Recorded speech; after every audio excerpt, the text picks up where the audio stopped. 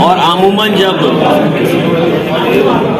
अन्याय होता है सरकार की तरफ से और न्याय और किसी जनता की पूछ नहीं होती है, उनको कोई सुनने वाला नहीं है, तब ये कहते हैं कि तानाशाही है, हिटलरशाही है।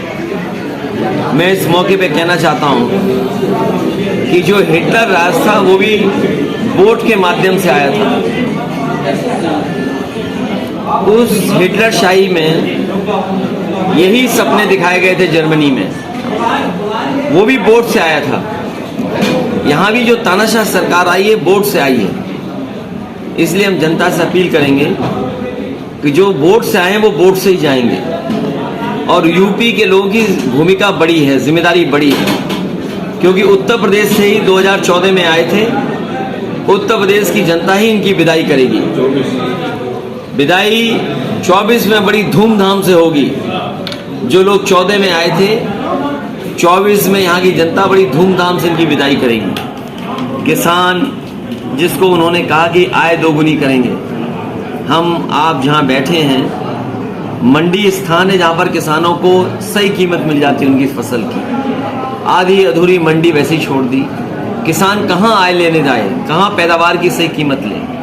मंडी वो जगह है जहाँ पर उसको कीमत मिल सकती है। इसी तरह नौजवान, आज हम ब्रजेश पाल के घर गए थे, वो नौजवान जो अपनी डिग्री जला करके जिसने आत्महत्या कर ली और उसने कहा अपनी सुसाइड नोट में कि जो डिग्री मुझे नौकरी नहीं दे सकती वो किस काम की।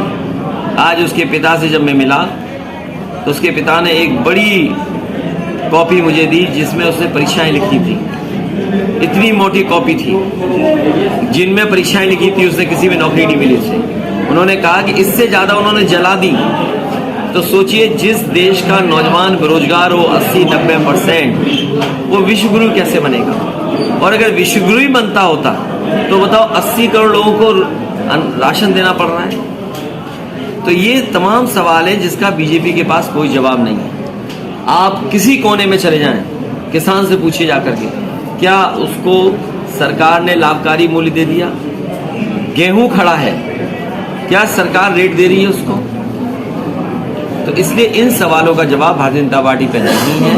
बेरोजगारी बढ़ाई, महंगाई बढ़ाई, और महंगाई में भी डीजल पेट्रोल भूल जाओ एक बार को, दालों की कीमत भूल जाओ एक बार, आपका सरसों का तेल या जरूरत का सामान या खाद, कीटनाशक, दवाई, मशीनें, लेकिन केवल नमक का आप हिसाब किताब लगा लो।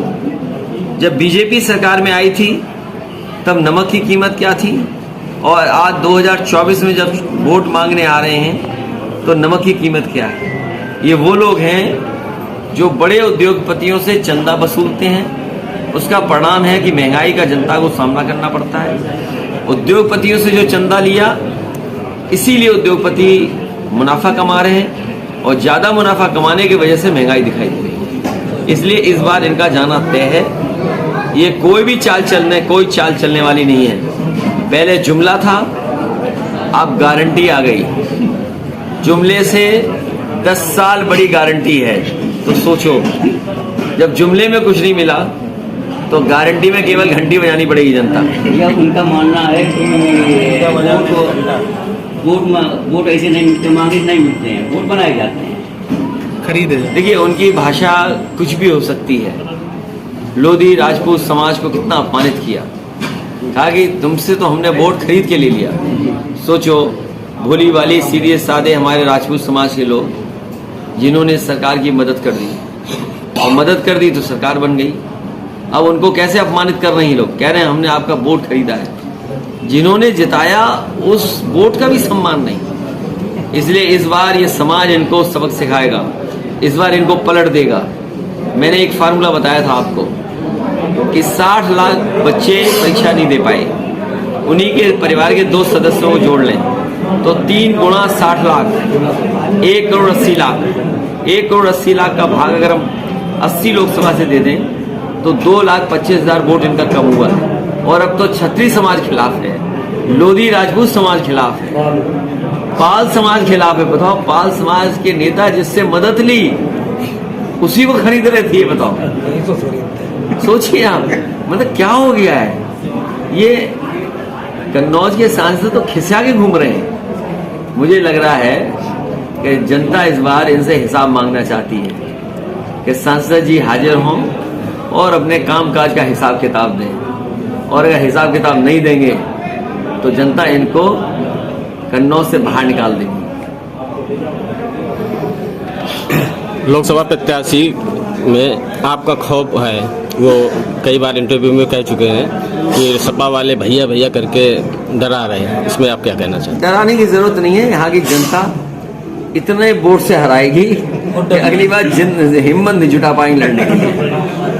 सोचो जनता ने कितनी मदद की इनकी, और जनता को क्या मिला बताओ। इन्होंने कन्नौज का विकास रोक दिया, और तब प्रधानमंत्री इनका, मुख्यमंत्री इनका, डिप्टी सीएम इनका, मंत्री यहाँ से, सरकारें दो दो डबल इंजन की, और बताओ डबल इंजन की सरकार कन्नौज का विकास रोक रही हो।